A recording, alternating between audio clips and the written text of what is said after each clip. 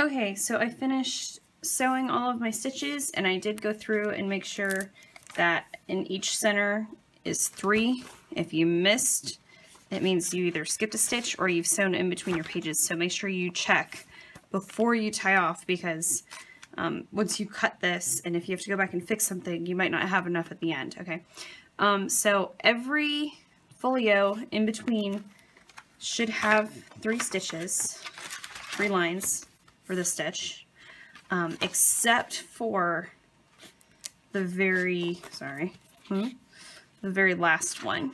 That's just how it is, this binding, because we don't have another folio to sew onto this one and then go back out.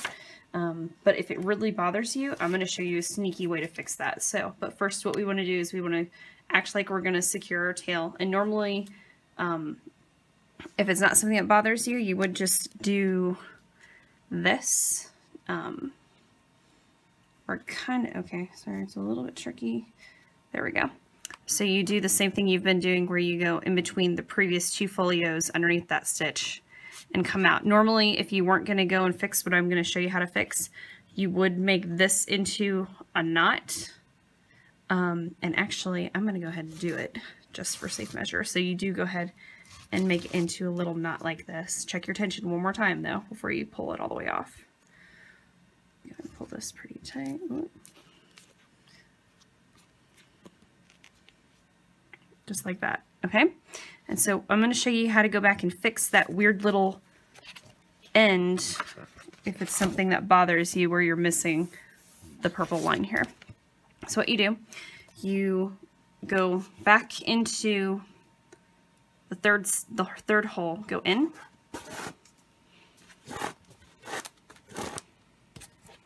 and there's going to be a line on your spine, but since this isn't an exposed spine binding, that's okay. All right.